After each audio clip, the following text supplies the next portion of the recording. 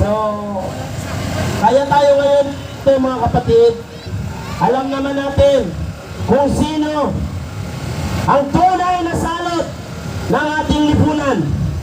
Ay walang iba kung hindi itong mga kongresista na pilit pinapatahimik ang tao na katulad ni Kiko Barsaga na magsalita laban sa nangyayari ngayon sa ating administrasyon.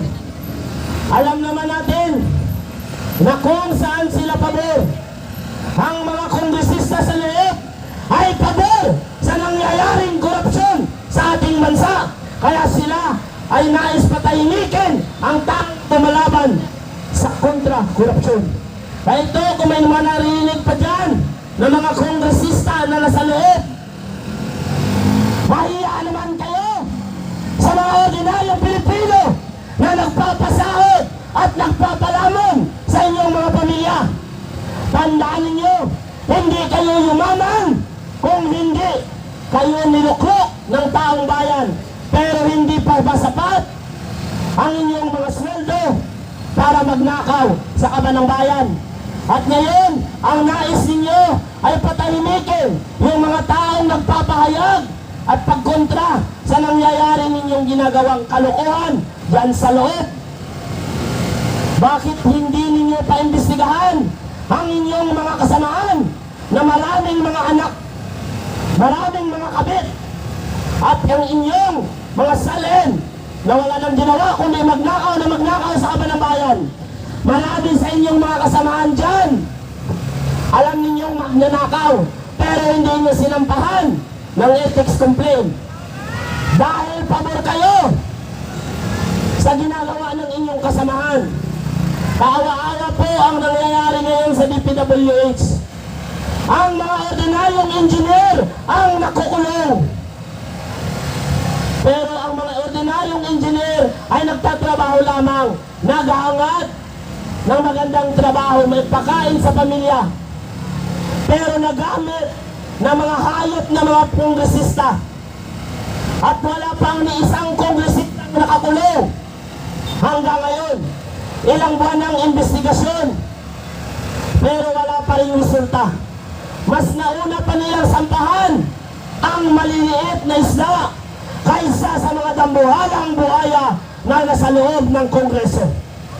Kaya sa mga kongresista dyan, mahiya naman kayo, mga putang ina nyo. Mahiya kayo sa taong bayan. Mahiya kayo sa mga anak ninyo. Hindi habang buhay ay mga kongresista kayo. Darating ang panahon na magiging ordinaryong Pilipino kayo at mag-react din kayo sa mangyayaring korupsyon na ginagawa ng mga dating kasama ninyo. Mahiya kayo sa ordinaryong Pilipino na maraming namamatay.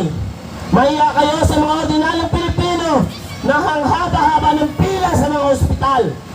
Dahil inuna ninyo ang pagnakaw sa kaban ng bayan kaysa kumpanan ninyo ang inyong sinumpaang salaysay at tungkulin na magsilbi at protektahan ang taong bayan. Kaya kayo binoto bilang representative para irepresenta ang mga ordinaryong Pilipino ipaglaban sa inyong mga lugar, sa inyong mga distrito. Pero ginamit ninyo ang pansamantalang mandatong yan para magnakaw sa kaban ng bayan. Kung may hiya pa kayo, mga kongresista, kung ako sa inyo, kung hindi pa masyadong makapalang mukha ninyo, putang ina nyo, ibalik nyo ang pera ng taong bayan at umalis kayo sa Kongreso. Wala kayong silbi sa Pilipinas. Kayo ang tunay na nagpapasira at nagdidestabilize ng bansang ito. Dahil kayo ang nagnanakaw, kayo ang nagwawalang hiya sa bansang ito, at kayo ang nagpapahirap sa ordinaryong Pilipino. Kaya kayo ang tunay na nag-destabilize ng bansang ito. Mga hayop kayo, mga impok ito. Yun lamang po. At ngayon naman, pakinggan natin ang boses. Siguro kilalang kilala nito. Napaka-viral nito ngayon. Napakatapang. Siya lamang ang nagmura kay John B. Cremulya ng harap-harapan. Tama, si tatay, murahin mo! Ngayon, kasama natin siya. Pakinggan natin ang kanyang salubin. Yes, yes! Ito niya. Tama tatay, murahin mo si Bongbong Marcos! Laban para sa bayan. Kulang pa yan! Kaya pakinggan po natin ang kanyang talumpati.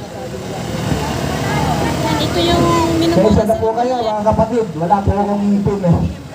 Medyo Sakul siya. Assalamualaikum warahmatullahi wabarakatuh. Gandang gabi po mga kapatid. Hi, Sir Saraos. Sir Jordan. Matagdag po yung kalooban ko At kay Ma'am Karen. Tama kuya! sa nangyayari ngayon. Naiyak. Kaysa na po. Ako po narito, pwede niyo po akong tawagin sa pangalang Simon Ibarra. Pwede niyo po akong tawagin Simon Ibarra. O pwede niyo rin po akong tawagin Magdiwang.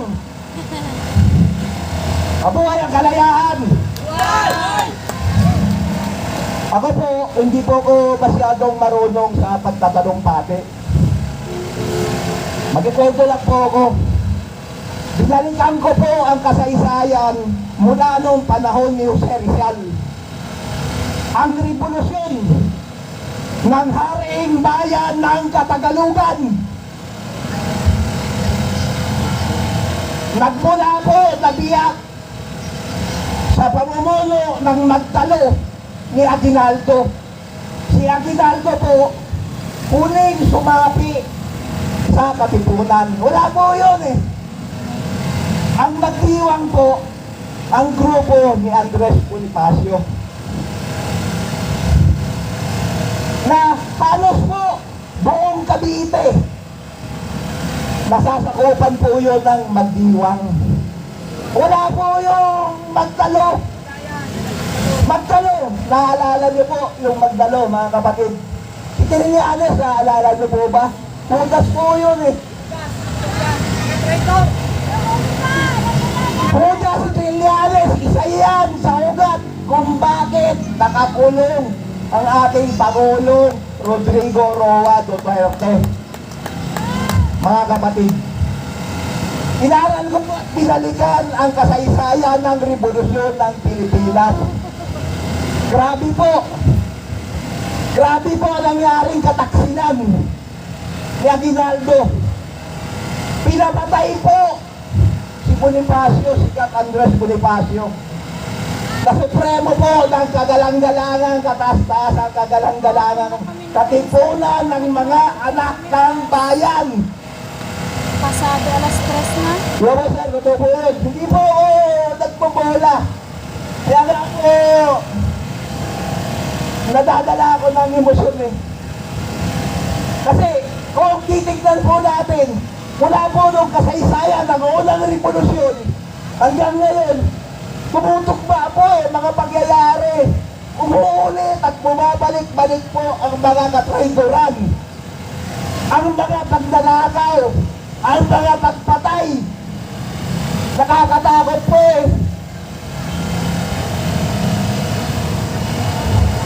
Mga kapatid, baka po narito, dahil po sa binalikan ko yung kasaysayan, nakita ko po ang mga pagkakamali. Isa lang po ang ugat eh, kung bakit nangyayari sa atin to. Wala pong iba. Hindi po Pilipino sa kapwa Pilipino ang nagpapahirap sa kapwa nating Pilipino. Kaya po tayo naghihirap ng ganito ay dahil sa kapabayaan ng gobyerno ni Marcos. Yes, tama! Kaya panawagan ko po sa ating mga kapatid, bumangon po tayo. Palayasin natin ang nag-ahari ng gobyernong Marcos at ang kanyang mga kasabwat. Ano nang mura sa kayo? Agamaya. Bumangon po tayo. Ipagtanggol po natin ang ating kalayaan. Mura sana ako. Ipagtanggol po natin ang ating karapatan. Sobra na po ang ginagawa ng gobyerno Marcos sa atin. Pinagsasamantalahan na po tayo. Marami na pong Pilipinong namamatay sa kalamidad. Pinapabayaan po ng gobyernong Marcos at ng kanyang mga kasabwat. Kawawa na po ang Pilipino, mga kapatid natin Pilipino. Kawawa na po. Kailangan po bumangon tayo at magkaisa. Palayasin natin, patalsikin natin ang gobyernong Marcos at ang kanyang mga kasabwat. Mabuhay ang kalayaan! Buhay! Hindi, walang high blood. Wala pong kasalanan si Rodrigo Roa Duterte. Lahat po, nagtrabaho po siya ng maayos para sa atin. Alam po natin yan eh. Pinagtanggol po tayo laban sa droga. Pero tingnan mo bakit siya nakakulong rin. Pinaratangan siya ng gobyerno na nagkasala siya.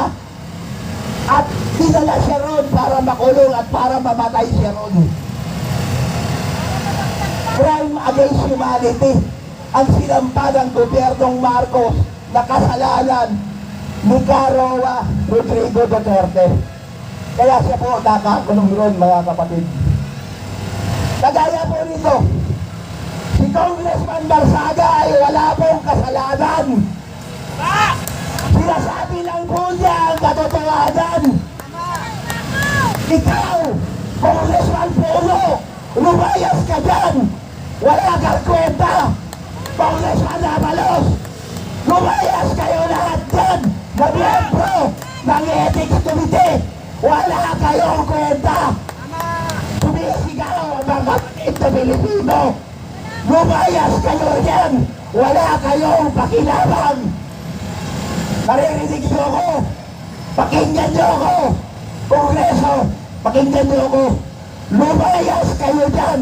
Wala kayong pakinabang. Puro kayo magdanakaw. Pinabaliktad niyo ang istorya. Kayo pa ang magaling. Kayo ang magdanakaw. Kayo pa ang magaling. Walang kasalanan si Congressman Barsaga. Ang ginawa po niya ay magsalita ng totoo. Yung totoo po ay sinabi niya. Kasalanan po ba yan? Iba hindi. Para rin tayong mga kapatid na Pilipino. Anong kasalanan natin, di ba?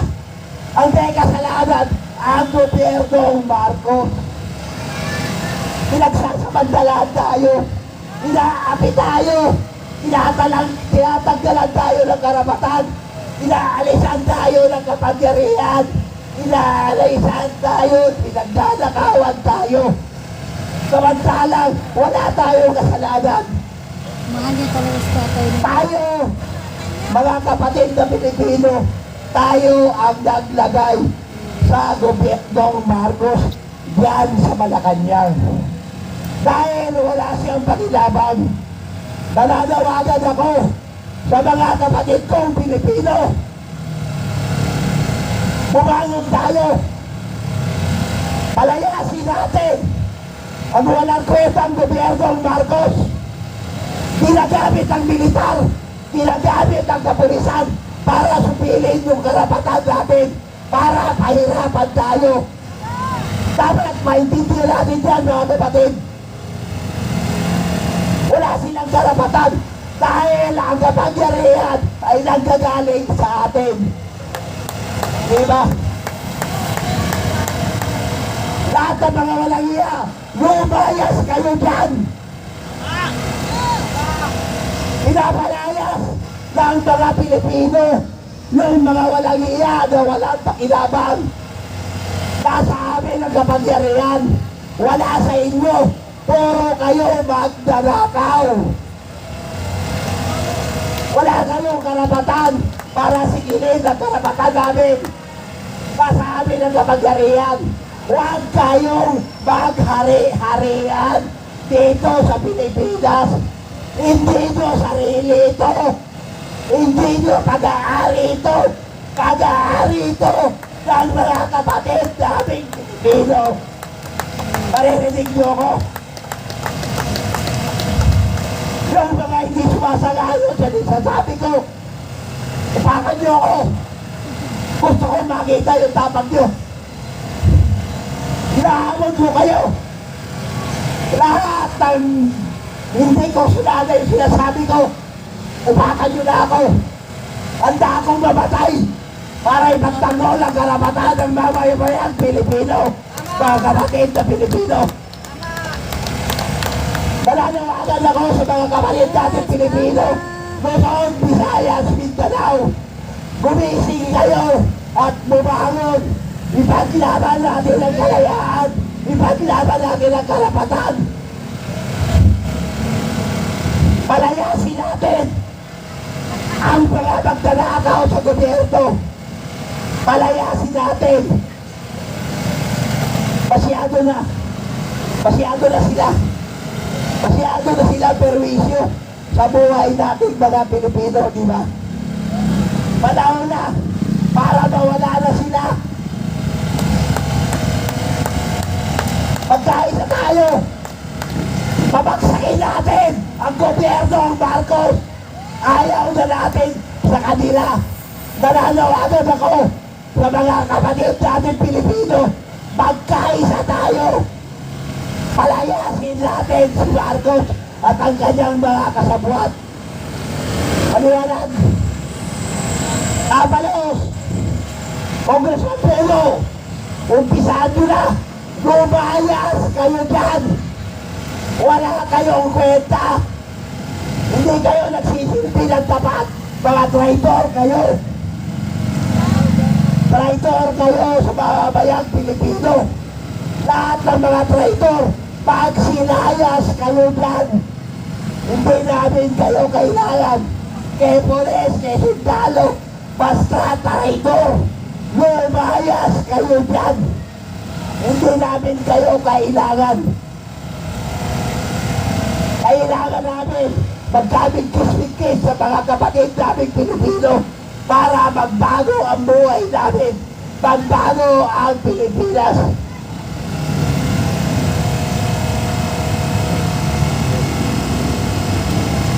Diba?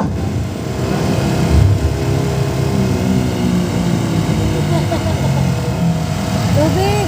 Walang karapatan para manatili ang mga traitor, ang mga magdanakaw, ang mga nagpapahirap sa buhay natin. Magkaisa tayo, bumangon tayo, tumayo tayo, ipaglaban natin ang kalayaan, ang karapatan natin, nasa atin ang kapangyarihan. Palayasin natin sila, hindi natin sila kailangan. Paglagay tayo ng karapat-dapat na magsisilbi, nakasilbi natin. Kasi yung mga hayop na yan, Nakangabot din sila. yung mga hayop na nasa gobyerno, walang ginawa, puro katabaran, puro kaadikan, puro pagdalakaw. Hindi natin kailangan yun. Kailangan natin umasenso ang bawat isa sa atin. Diba? Puro perwisyo ang ginagawa nila. Puro magpapahirap. Naintindihin niyo ba ang kapatid? Sinasabi ko. Naintindihan. Kaya dapat, mga kapatid, bumising na tayo. Bumising na tayo at tumayo tayo, bumangon tayo. Palayasin natin ang mga magdanakaw, walang kwenta. Nang nilagay natin dyan sa kapangyarihan, sa gobyerno, nasa atin ang kapangyarihan. Huwag tayong matakot. Nananawagan ako sa buong bansang Pilipinas. Bumising tayo at bumangon. Ipaglaban natin ang ating kalayaan. Mabuhay ang mga kapatid na Pilipino. Buhay! Maraming salamat po. Maraming salamat po sa napakagandang talumpati Ayun na